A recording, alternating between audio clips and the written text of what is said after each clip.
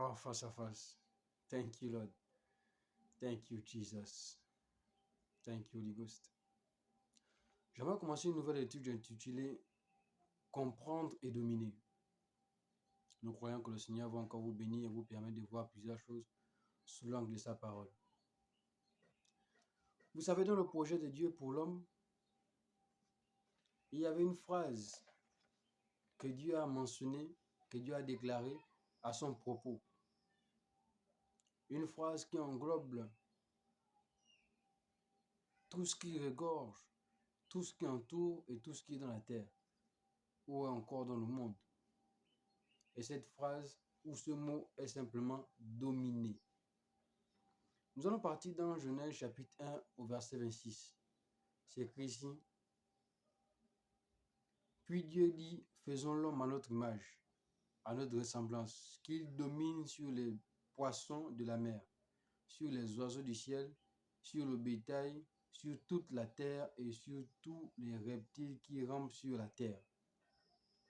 À travers ce verset, nous pouvons ressortir trois choses importantes, trois domaines importants, trois sites importants, trois mondes importants sur lesquels Dieu a mis l'homme, a envoyé l'homme et a destiné l'homme à dominer.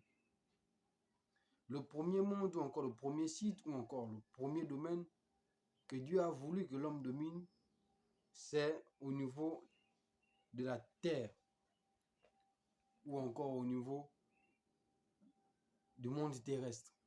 Parce que quand nous lisons ici, nous allons rendre compte qu'il dit, premièrement d'abord, il dit qui domine sur les poissons de la mer.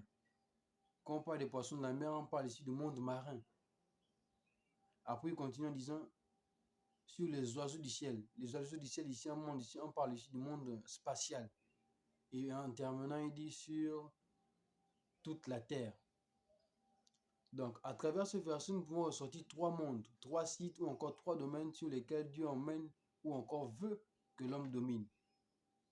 Mais à cause de l'échec d'Adam, en son temps, cette déclaration n'a pas pu prendre progression, cette déclaration n'a pas pu continuer son chemin parce que Adam a fait l'opposé de ce que Dieu avait ordonné de faire. Et donc, à travers ce verset, comme je dis, nous voyons trois mondes ici. Nous avons premièrement, il dit sur les poissons. Quand on parle des poissons, on parle ici du monde marin, ou encore le site marin, ou encore le domaine marin. Après, il continue en disant sur les oiseaux du ciel. Quand on parle des oiseaux, on parle ici du monde spatial. Et en troisièmement, il dit sur la terre. Et quand on parle de la terre, on parle ici du monde terrestre, ou encore le site terrestre, ou encore le domaine terrestre. Donc, ces trois domaines, ou encore ces trois mondes, ou ces trois sites, sont simplement des sites d'où Dieu a voulu que l'homme domine, d'où Dieu a voulu que l'homme règne. Mais ce n'était pas le cas pour Adam parce qu'il a emmené, enregistré, inséré l'échec dans sa gestion des choses. Mais Dieu a voulu et Dieu avait toujours voulu que l'homme domine à travers ces choses.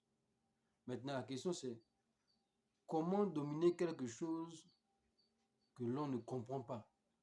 Parce que le thème de notre étude, c'est comprendre et dominer.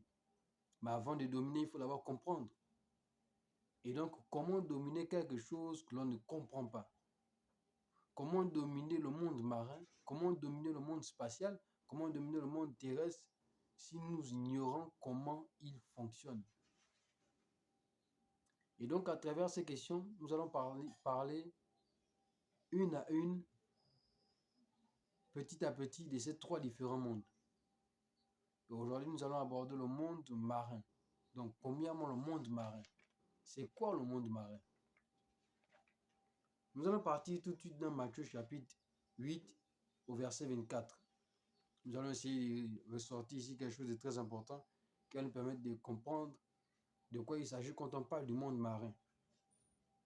La Bible dit ici, Matthieu chapitre 8 verset 24, « Soudain il s'éleva sur le lac une si grande tempête que la barque était recouverte par les vagues, et lui, il dormait.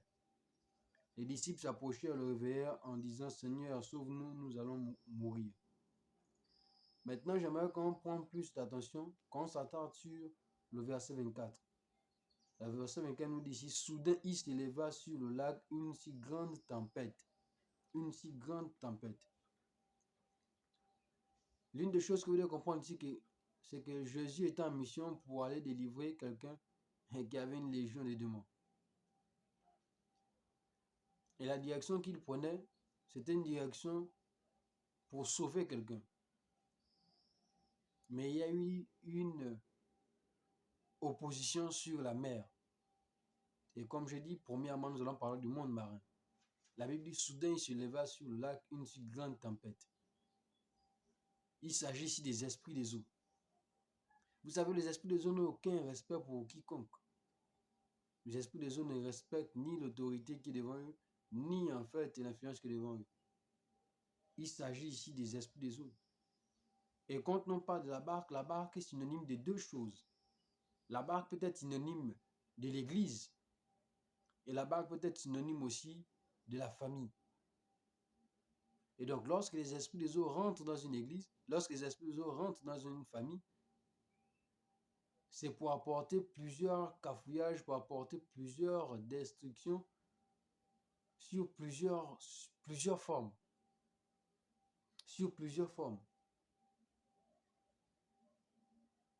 Et lorsque les esprits des eaux rentrent dans une famille, c'est pour apporter l'instabilité. Ou encore dans une église, c'est pour apporter l'instabilité. Dans la famille, il y a l'une des choses que vous devez comprendre, c'est que dans la famille, il y a une autorité. Et l'autorité qui est dans la famille, c'est le père de la famille. Dans l'église, il y a aussi une autorité. Et l'autorité qui est dans l'église, c'est le pasteur. Et lorsque les esprits de eau entrent, c'est pour s'opposer à cette différente autorité. Qu'il soit le pasteur qui est dans l'église ou encore le père de la famille qui est dans la famille. Et donc, l'entrée des esprits de eau n'est rien d'autre que pour s'opposer au fonctionnement, s'opposer à l'autorité établie dans ces différents lieux, dans ces différents milieux. Et c'est ce qui se passe à travers les esprits des eaux.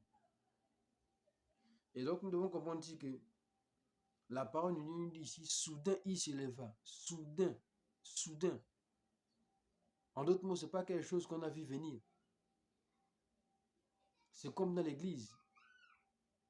C'est comme dans la famille. Il y a des choses, il y a des attaques, il y a des oppositions, il y a des combats, il y a des épreuves qui viennent sans faire signe, sans montrer leurs symptômes. La Bible dit, soudain il se leva. Soudain il se leva sur la mer une si grande tempête. Soudain il se leva. Soudain il se leva dans une famille une si grande incompréhension entre le mari et la femme. Soudain il se leva dans une famille une si grande incompréhension entre le père et les enfants. Soudain il se leva dans une église une grande rébellion entre les disciples et le pasteur. Soudain il se leva. Soudain il se leva. Et ce genre de choses se passe soit dans l'église ou soit dans la famille. Et la responsabilité qu'ils ont, ces esprits des eaux, c'est de venir installer l'instabilité où il y a l'instabilité, où il y a la stabilité. De venir mener le désordre où il y a l'ordre.